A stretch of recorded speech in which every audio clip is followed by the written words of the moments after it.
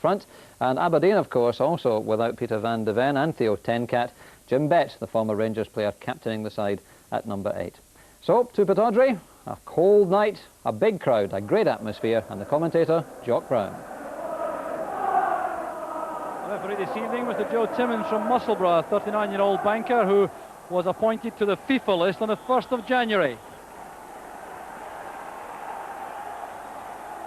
A cold, crisp evening in Aberdeen for the tie of the round, undoubtedly. The third round tie, which Rangers will be desperate to win in view of their failures in the Scottish Cup over the past decade or so.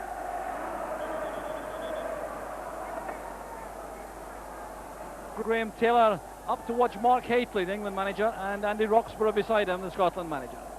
The English manager, Graham Taylor, here will be disappointed to find that Mark Hateley has failed the fitness test today. These sides battle for supremacy, especially in that key area in midfield where Rangers have lined up McCall and Spackman right in the centre, Mikhalichenko on the left, Gordon on the right. Mason, Grant and Vett in that area for Aberdeen. There's Spackman. A chance on now for Ian Ferguson. Good positioning by Snelders. Disappointment for Ian Ferguson. Snelders remaining very cool in that situation. Alex Smith looking pensive in the director's box for Aberdeen. The long ball forward catching McCoist offside for Rangers. Douglas Yates from Perth, the grade 1 official who would stand in the event of any damage to referee Timmins. Alex Smith already making some tactical alterations. Chance on there for Hillhouse, who was well closed down by Goff, and this is McCall. Ferguson switching play to Mikhalichenko on the left. Good running by David Robertson. Away from Irvine. This is promising for Rangers. Played away there by Winnie. Cross just missing out McCoist on the near post. David Robertson doing damage there against his former club. And John Brown making sure that he and Jess couldn't get on the end of that. Jess appealing there to the linesman. Well, David Robertson pace, again a vital ingredient in the Rangers attacking play. Cross there, missed out McCoist, and Winnie remained very calm. There was no supporting player from Rangers coming onto the edge of the box. Still no serious work in the match for either goalkeeper with 10 minutes gone. Mikhalichenko collecting Brown's header, or trying to with the back heeler. Neat play again from Jess. Going away from Brown, he was caught from the rear by John Brown. The referee has given the free kick. Well, the Aberdeen supporters thought that Jess had an advantage there, but I reckon the Rangers defence stopped here. After the whistle had gone, Richard Goff backed off there, he'd heard the whistle.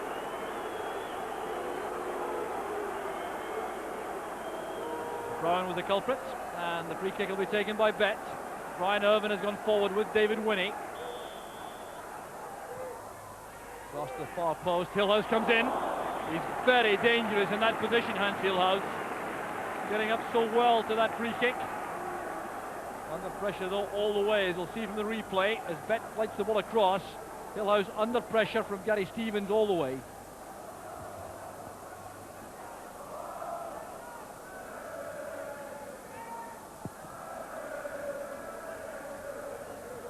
Irvin's header, well won by Brown. Here's Booth, supported inside by Mason. Have to go through that very tough challenge with Spackman. Neat play from Mason. This is Jim Bett with a shooting chance. Well, he only scored once this season, the Aberdeen skipper. A poor scoring record for him. Strong play there by Mason, very determined. Then he showed his dexterity here, sliding away from that challenge and then setting up the chance for Jim Bett.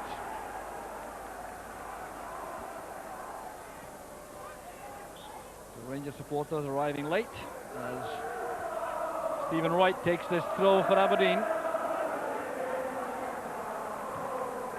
Mason thumping it forward, Booth trying to get there ahead of Goff. Goff providing depth to the Rangers defence.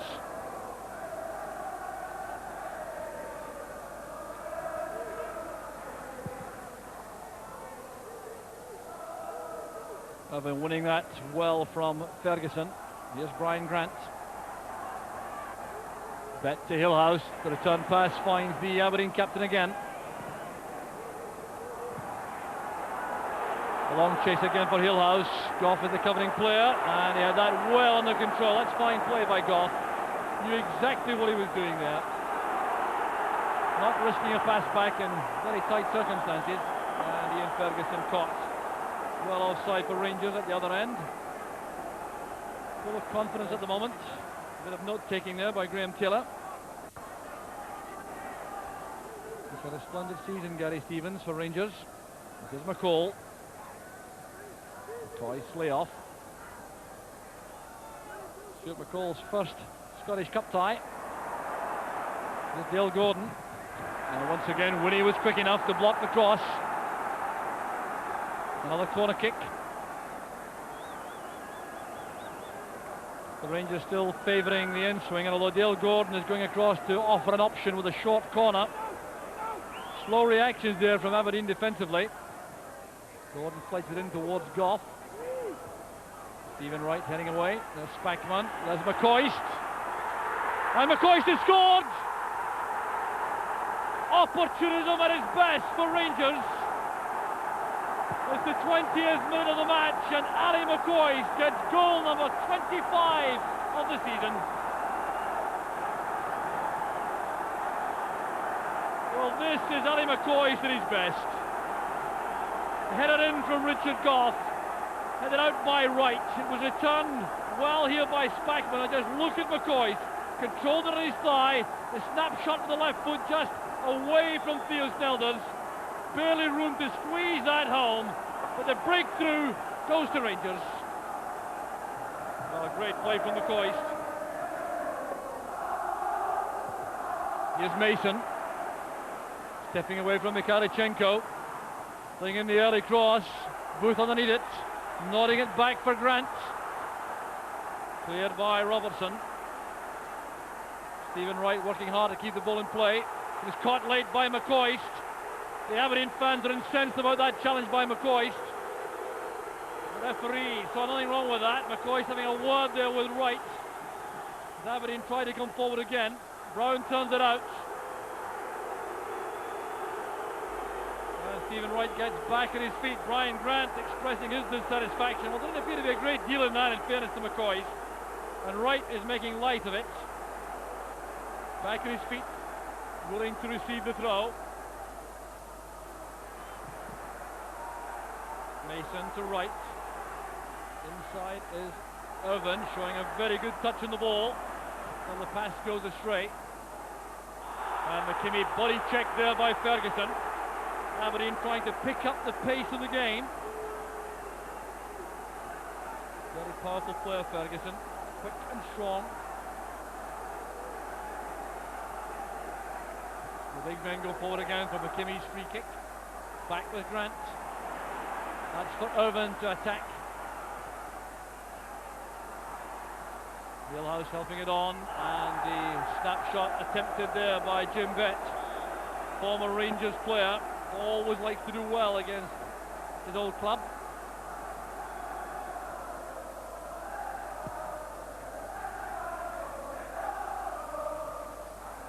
Irvin with that powerful header. Jess holding it up for Hillhouse. This is Booth. Mason is inside. Controlled well there by Hillhouse. Was closed down very rapidly by John Brown, but Aberdeen have definitely now stepped up a gear. Certainly has enhanced the entertainment value of the proceedings.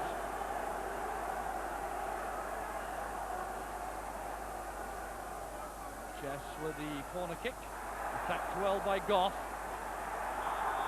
Free kick against Betts for his tackle on Goff. Separates the sides. Walter Smith has come down from the director's box to tinkle with his tactical formation. Mason to Grant. Bett is free on the left. Aberdeen now plenty of players forward supporting this attack. Up goes Booth. Turned away well by Spackman. Well, Spackman not at all happy with the marking.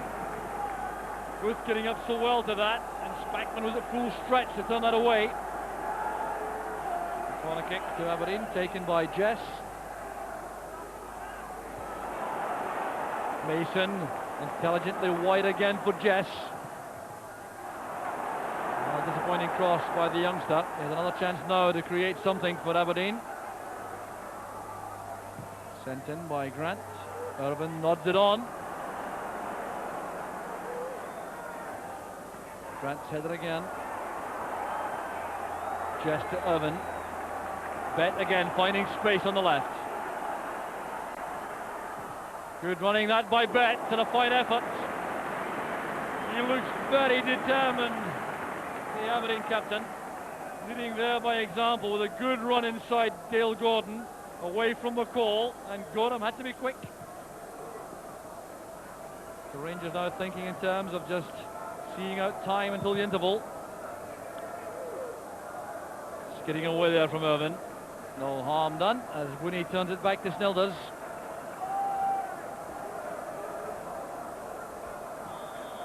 So the half-time whistle brings to an end a tense, edgy first half, punctuated by that splendid opportunist goal by Harry McCoist in 20 minutes, when he seized on this Nigel Spackman header, controlled the ball this time, not closely marked.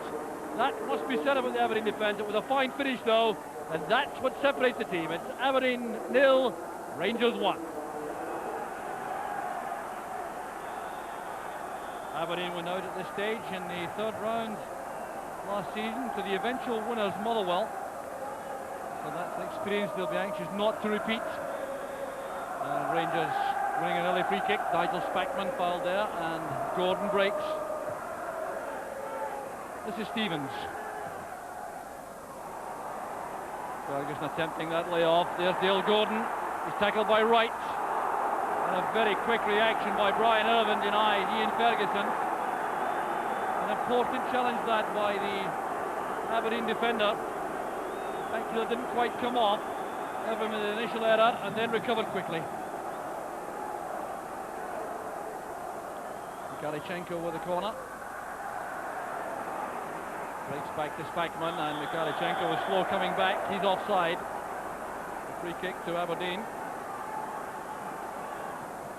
Well, it's a match which hasn't really lived up to pre-match promise as yet, which remained full of tension and very close marking.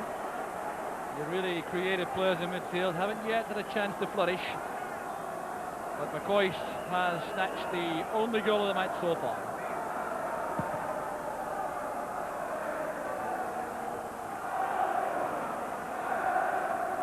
Chase on there for Ferguson. McKinney beats him to the ball. Mason looking for Jess. Goff providing cover for Brown.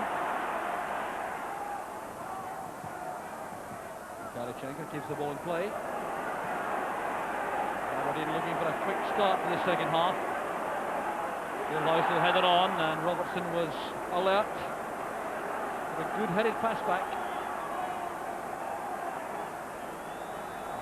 Looking his usual calm self as Ferguson tries to recover from a knock deep inside the Aberdeen half. That's why Gorham thumped the ball out of play. He's had so many problems with injury in Ferguson following his £850,000 transfer from St Mirren. A major blow this to Rangers if he had to go off, and he already lost Mark Hateley. There was the damage inflicted on Ferguson, that challenge with McKinney.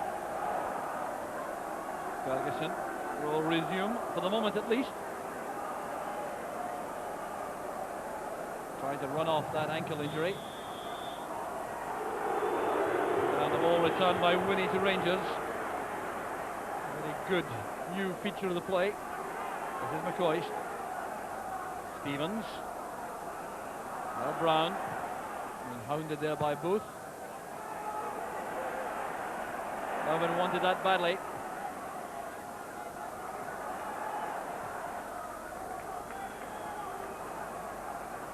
So important moments in the match this. Rangers keen to pick up where they left off in the first half. Strangling the middle of the field, and Trying to release service quickly to the front men. Ferguson and McCoist. Ferguson running quite freely this time. Turning well. That's Mikhalichenko. McCoist waits in the middle. Fine play from Rangers. Ferguson doing well on the left initially. And the pass, a delicate one from Mikhalichenko. There was McCoist. No real threat to Snelders, but good football nevertheless. Rangers appear content to leave Ferguson on. Here's Booth.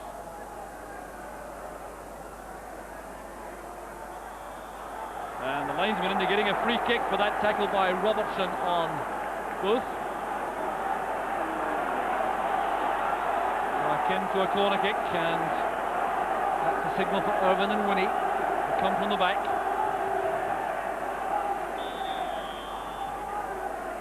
Paul Mason sliding it in. Touched away there by Richard Goff. Back with Bet. Away from McCall. Far post cross. Gorham at full stretch. That's a good recovery.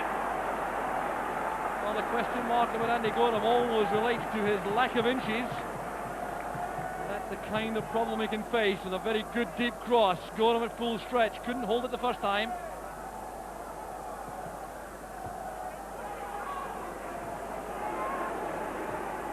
Gordon looking there for Ferguson. Kimmy did well. So too did Hillhouse. Brilliant turn by Jess. And the recovery made by Gary Stevens. Athleticism again, so important to the Rangers defence. Ian Jess showing a lot of class, but so too did Stevens.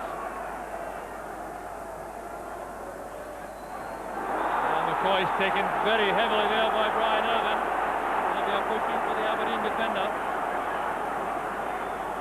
McCoy's still on the ground. He's in trouble. Very late and clumsy on the part of Irvin.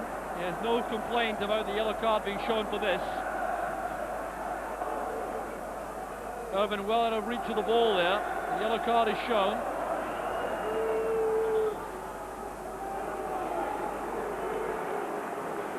And Aberdeen are going to make a change. That's Paul Kane coming on, replacing Scott Booth. That means some reorganisation of the Aberdeen tactical setup. Kane comes on with the instructions. It looks as though they're reverting to a 4-4-2 for the closing half hour of the match. Walter Smith has come down, perhaps to respond to the Aberdeen change.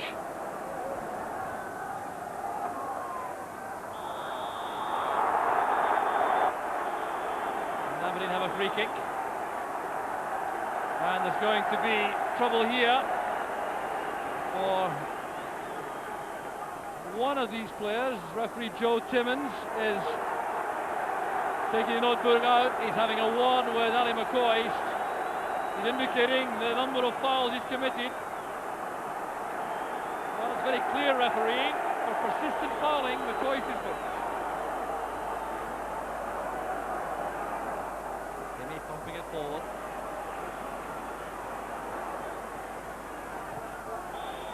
Well, the size of the task for Aberdeen clear by the Rangers' defensive performances in recent weeks. 4 shutouts in the last 6. Solitary goals in the other matches. The last time any team scored more than 1 against Rangers was Aberdeen back in the 4th of December here in League Match, which Rangers won by 3 goals to 2. McCoist in the clear. He's onside. He has Ferguson in the middle. Good running this by McCoist. Mikhalichenko inside, taking that in full flight. It was begging to be put in the net by any Rangers player following up. Mikhalichenko so effective, taking the ball under control at pace. Well, McCoist knew exactly where Mikhalichenko was. Just look at the way he gathered this ball on the run. Pulled across the 6-yard box away from Snelders, and no taker for Rangers. Now McCoist. Spackman has Mikhalichenko in space on the left. Across goes McKimmie. The early ball was aimed for McCall, but Grant did well getting back. Time the enemy once again for Aberdeen. Spackman's header catches McCall offside. He was slow coming back.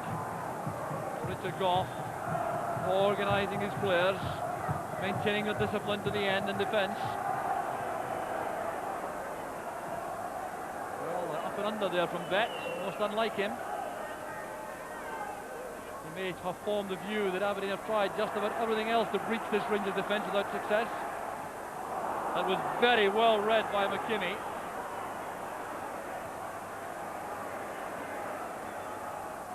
Robertson's head up. Garichenko trying to keep that in play. And away by Wright for the Rangers throw.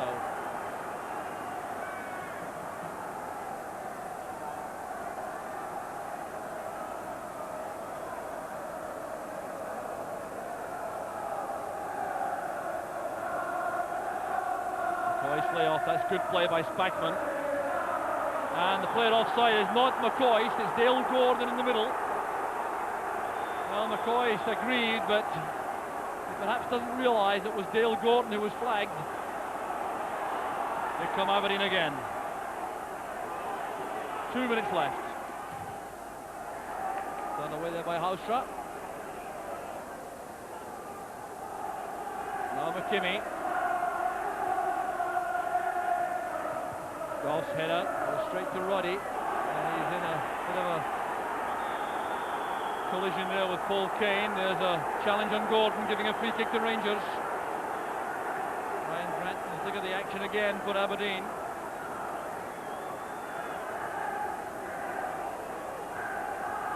Well, it looks as though that goal by Ali McCoy after 20 minutes is going to be enough to see Rangers through this very difficult match. Extremely well, Rangers.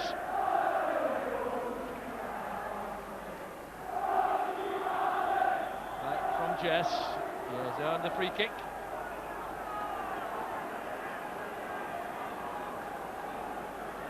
So Stephen Wright will take this.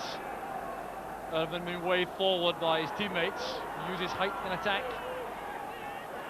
Mason heading it in. There's Brian Irvin trying to force his way through. It's a great save by Gorham.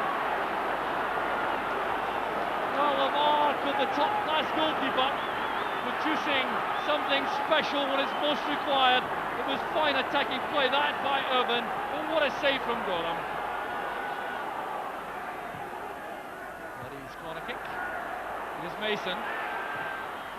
Roddy's come back intelligently to remain onside. A driven ball again, this time Irvin couldn't control it, nor could he find Hillhouse.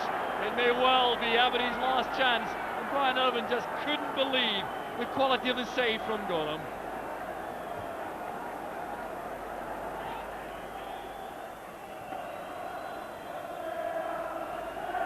There's Stephen Wright. Aberdeen left with little else to do but send the ball forward quickly.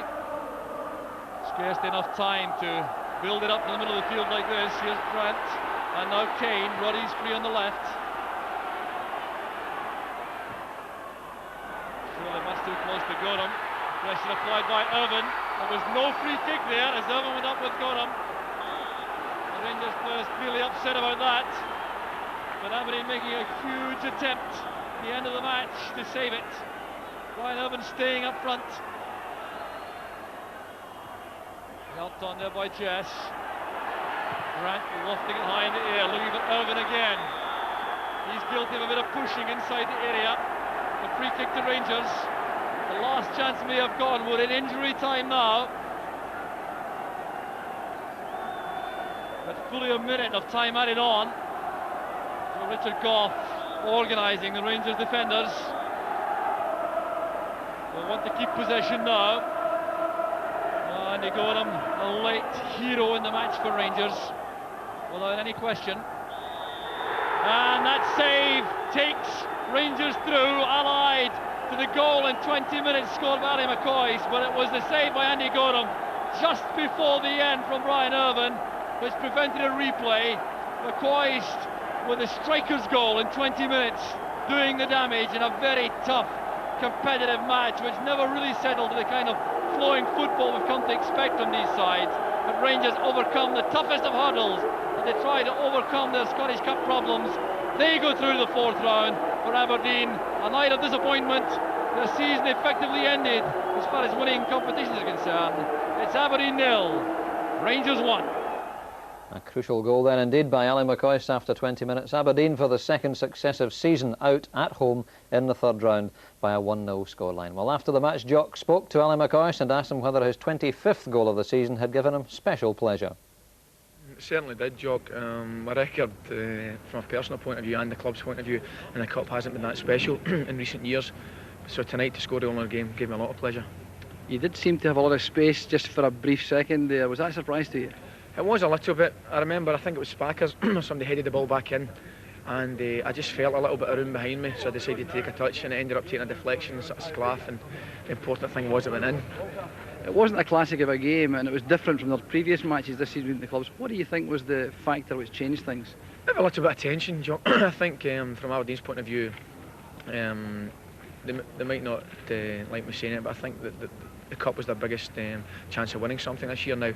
And obviously they felt a little bit of tension. It was just as important from our point of view because we haven't in recent years, as I said, done very, very well in the Cup, so it was important for us just as it was important for them, and maybe a little bit of tension and fear crept into the match. Was it a match which you faced up to with additional pressure in view of your Cup record? Yes, without a doubt. As the manager said before the game, he said we haven't done very well in the Cup in recent years and the common denominator was me, so I felt a little bit of added pressure. It wasn't too kind of him, but would you give some credit though to the defence for the way in which they held out? Yeah, without a doubt, Chuck. I know it sounds crazy, but we said before the game if we didn't lose a goal, we wouldn't lose the game, and that was the way it worked out. I thought the defence were outstanding, and Andy made a fabulous save later on in the game down at his bottom right-hand corner. It was very pleasing for him. In the context of the Cup overall, you think this is the springboard which can change things for you now? Well, I certainly hope so. It's very important to get establish a good Cup when you get nice draws. So I'll settle for MD at home in the next leg. We've had tough draws in recent years, there's no doubt about that, Chuck. We've been away to Parkhead a couple of times and up here, so it's not been that kind to us. So I'll settle for MD at home. All the best. Thanks very much indeed. Thank you, John. Thank you. Well, we'll find out at the weekend, Derek. It wasn't a pretty game, it wasn't a terribly entertaining game in a lot of ways, but that's no real surprise, I don't suppose. It's not. There was obviously tension, as Ali says, in both sides, because Aberdeen had to win the game to keep in the league, and I think that got to a few of their players, there's no doubt about that. It was a bit disappointed, for a team that really had to win the game. They never really created many chances. It was a great save Andy Gorham had, in the last minute, but apart from that, didn't have much to do. Yeah, except Brian Irvine from that. I mean, he did have quite a bad foul, which he certainly deserved to be booked for, but other than that, he played very, very well, I thought. I think he showed the attitude that Alex Smith was looking for tonight. He battled from the first minute to the last. I mean, the last 15 minutes, he was pushed up to try and get something, and he battled his way up there. I think you can exempt him from any criticism. Yeah. Unlike him, but Ali was very modest about the goal. He was fairly accurate, though. I mean, he was, yeah. Of course he was. Let's take a look at it then. It was almost come off his studs eventually into the net. I think. It doesn't matter. It's probably one of the most important games that he has scored. It's Dale Gordon, a high one. Richard Gough once again heads the ball in, Spackman back, and look at that. There's 4 Aberdeen players really around Ali McCoist. I think Alex Smith will be a bit disappointed with that. Someone's got to mark, especially someone like McCoist. You give him a yard in the box and he'll stick it away. He says it wasn't pretty. The ball came to him. He caught it well on his thigh there, and a last gasp lunge here, but it just went through. Was it Brian Irvine's legs? It just through his legs, and Theo Snell, there's not much chance there from 8 yards. And the save you mentioned, Derek, right at the end by Andy Gorham. Well, Aberdeen just threw everyone forward. They had to. There's only a few minutes to go, and great skills again there by the big man. But Andy Gorham, as I said, didn't have a lot to do. He's been doing that constantly for the last couple of months. We did give him stick at the start of the season when he lost a couple of daft goals, but he certainly hasn't lost any daft goals in the last 2 or 3 months. That was important. Got down very low there, and a tremendous save to knock it by. Last minute we're talking about, I think Brian Irvine's looking for a goal from that.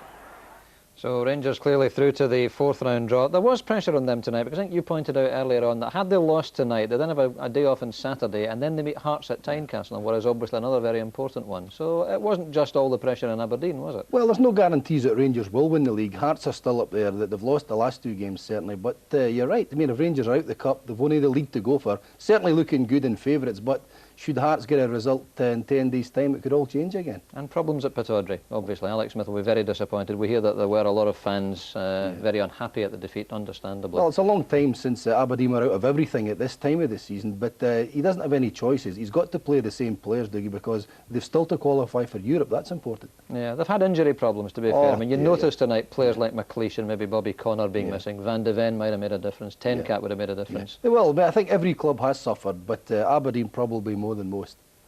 So there we are then, Rangers through to the 4th round. And of course this weekend we look forward to a Sports Scene special on Sunday afternoon. We're on the air from 3 until 5:05. Extensive highlights of the Tennant Scottish Cup 3rd round from the evening before. We'll also be taking in some of the FA Cup action over the weekend as well. So make sure you're with us this coming Sunday afternoon for a Sports Scene special at 3 o'clock.